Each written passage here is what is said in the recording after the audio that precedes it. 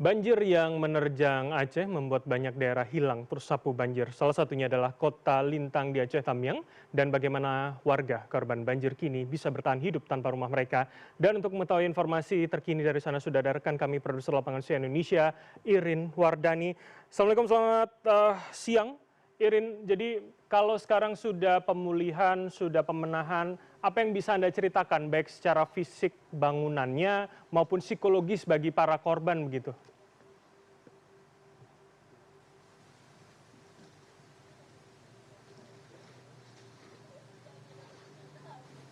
Iya, selamat siang Bram. Suara Anda terputus, tapi sebelum saya menceritakan tentang kondisi Kota Lintang, saya akan memperkenalkan salah satu karyawan magang ini, sepertinya calon reporter CNN Indonesia, namanya Sakira. Sakira, boleh sapa studio tidak? Halo, selamat siang studio. Selamat siang video. Studio. Perkenalkan, nama saya Sakira. Bilang, saya akan memperlihatkan rumah saya. Oke, ini tadi dia nempel nih, katanya dia mau jadi reporter ya, reporter CNN. Nanti mau jadi reporter CNN? Iya, reporter cilik CNN. Cita-citanya memang menjadi kayak kakak? Iya, oke. Sekarang, Sakira, mau nunjukin rumah Sakira tidak? Mau? Mau. Temani kakak tunjukin rumah Sakira ya? Oke, baik. Tapi hati-hati karena Sakira tidak pakai sendal, karena memang kondisi di Kota Lintang ini, Bram, sangat... Saya tunjukkan pelan-pelan saja seperti apa kondisinya, sangat berantakan sekali karena ini adalah salah satu wilayah yang paling parah diterjang banjir bandang yang terjadi pada akhir November lalu, dan memang sampai sekarang belum terlihat ada upaya pemulihan dari Kota Lintang ini karena fokus pemerintah saat ini baik pemerintah provinsi atau daerah bahkan kabupatennya fokus untuk membuka jalan-jalan nasional agar memang distribusi logistik itu bisa dipercepat. Namun sebenarnya Bram, memasuki minggu ketiga saat ini warga sangat membutuhkan tempat berlindung. Tadi malam hujan cukup deras melanda tidak hanya di wilayah Langsa tapi juga di wilayah Kabupaten Aceh Tamiang ini, Bram, dan kalau saya lihat sepanjang jalan tadi warga hanya berlindung di tenda-tenda bahkan di halaman rumah yang tidak layak. Kalau hujan cukup deras maka bisa dipastikan, sangat dipastikan Bram, bahwa mereka akan tidur dalam kondisi banjir juga seperti itu. Dan ini saya akan mengajak Anda Bram, pelan-pelan kita akan ke rumahnya Lintang ya. Rumahnya Sakira, maaf. Oke, kita pelan-pelan. Sakira, kalau lewat mana Ibu? Nah, ini saya bersama dengan Bude Tante Bibinya Sakira, Ibu Cut Sri. Ini jalan rumahnya ke rumah Sakira seperti ini, Bram. Ini saya sambil menggendong bocah yang usianya 3,5 tahun yang memang pengen jadi reporter. Sebenarnya upaya pemulihan psikologis belum nampak ada di kota ini, di Kabupaten Aceh Tamiang. Kemarin memang ada acara untuk pemulihan psikologis anak-anak, trauma healing yang dilakukan bersamaan dengan kunjungan presiden. Namun setelah itu tidak ada lagi acaranya, Bram. Jadi memang hanya, kalau bisa saya bilang, seremonial saja ya, Bram. Dan mudah-mudahan memang di tempat-tempat lain sudah ada upaya trauma healing yang dilakukan oleh beberapa pihak dan itu sangat dibutuhkan, terutama oleh Syakira dan kawan-kawannya. Nah, ini kakak boleh turunin Syakira tidak? Tapi nanti jatuh, digendong ya. Oke. Nanti kotor ya. Ibu, ini Ibu Cut Sri. Ibu, saya mau lihat rumahnya Ibu. Ini Ibu tinggal bersama keluarga? Keluarga, ini kakak, adik, abang sebelah sana. Ini rumah kami. Rumah Ibu. Kita masuk pelan-pelan bisa, Bu? Masih berlumpur ya? Oke. Wah, udah berantakan sekali ini kondisinya. Di dalam kayak gitulah. Di dalam kayak gini.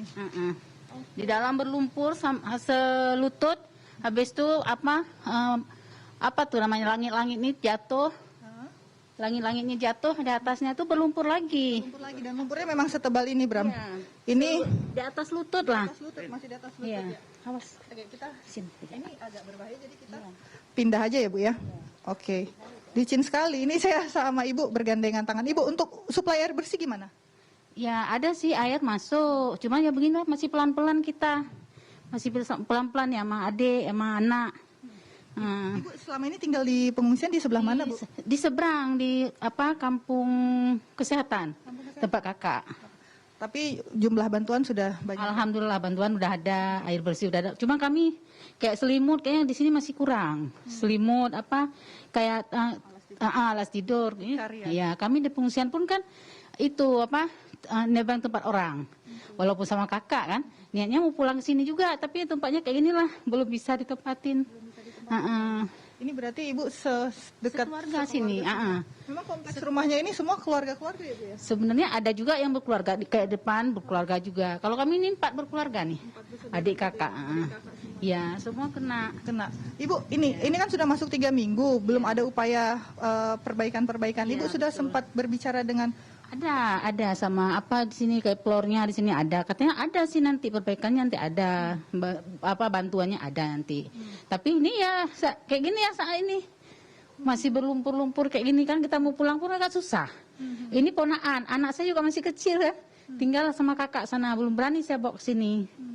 Karena tempatnya memang begini kayak mana ya? tidak sehat buat anak-anak. Iya betul, dari jalan aja kita lihat suasana aja nggak meyakinkan tuh anak-anak. Kalau ini mah ngungsinya deket, kalau kami agak jauh ngungsinya.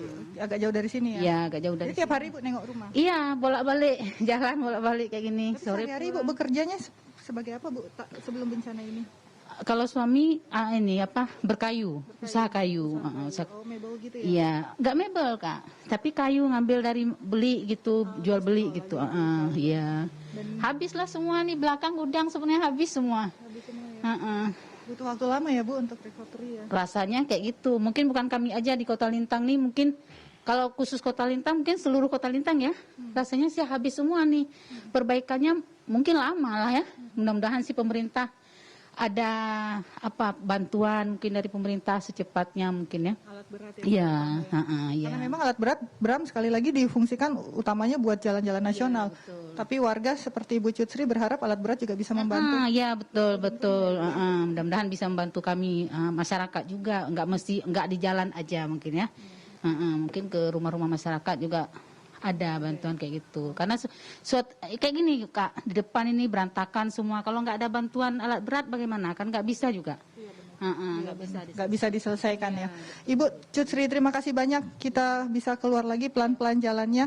Bram, kita akan jalan keluar karena ini lumpurnya tebal dan ada reporter cilik saya juga harus hati-hati dijaga karena ini licin, betul. Dan memang ini tidak sehat untuk anak-anak, apalagi tadi hujan cukup deras. Bram, suasana dari Kota Lintang sendiri ini sedikit cerminan dari betapa masifnya kerusakan yang ditimbulkan akibat banjir bandang. Kenapa saya bilang sedikit? Karena hampir seluruh kota wilayah di Aceh Tamiang, Bram, kalau bisa Anda lihat saya juga terjebak lumpur. Ini butuh bantuan untuk ditarik. Jadi warga harus berjibaku atau dealing dengan suasana seperti ini. Rumah yang rusak seperti ini tidak bisa lagi ditempati.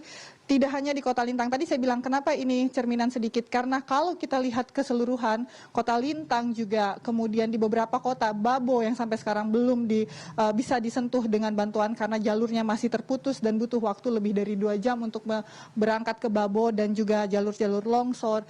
Seluruh Kabupaten Tamiang, kota-kotanya, kecamatan, kelurahan, desa habis dihantam banjir bandang. Tapi yang saya lihat selama 3 minggu, ini hari ke-5 saya di Tamiang, 3 minggu di Aceh, wilayah Aceh. Satu catatan ya Bram ya, bahwa warga di sini masih memiliki rasa kemanusiaan yang tinggi sekali, saling bantu, saling gotong royong. Mereka saling punya warga sendiri gitu. Ketika ada bantuan datang, mereka berbagi dengan warga lainnya. Karena mereka berbagi dengan kami ceritanya pernah merasakan lapar sama-sama ya Bu ya. Ibu lapar berapa lama waktu itu Bu? 2 hari di sini. 2 hari tahan di air ya. Bertahan Di atas air. Untuk ada itu akhirnya ada bot datang, itulah yang bantu kami. 2 malam lah kami di sini, kejebak di sini. Tapi ya itu Bram, mereka pernah merasakan rasa lapar gitu. Jadi saya dan jurnalis saya ketika melintas di wilayah-wilayah di Kabupaten Aceh Tamiang, terus-menerus juga diberikan makan yang sebenarnya mereka jauh lebih membutuhkan dibandingkan kita. Tapi selalu yang terucap kami pernah merasakan lapar. Gitu. Jadi jangan sampai orang lain merasakan lapar. Gitu. Itu mereka pernah rasain. Air minum yang sangat berharga sekali itu juga dibagi sama mereka. Itu yang saya lihat dari warga Aceh, daya tahannya, harapan hidupnya. Jadi setidaknya untuk pemerintah bisa segera memulihkan Aceh. Mereka memiliki tempat tinggal yang layak, terutama untuk anak-anak, agar tidak berlarut-larut tinggal di wilayah yang seperti ini. Agar bisa kembali ke sekolah, bermain, bertemu teman-teman, belajar, dan ekonomi Aceh kembali bangkit. Bram. Baik, tentu itu menjadi doa kita bersama, kondisi kembali membaik dan kondusif. Dan terima kasih, Irin, untuk laporan Anda yang sangat jujur menggambarkan bagaimana kisah di sana. Tolong tetap jaga keselamatan, keamanan Anda, agar juga bisa terus melaporkan bagaimana kondisi yang sebenarnya di sana. Terima kasih, Irin.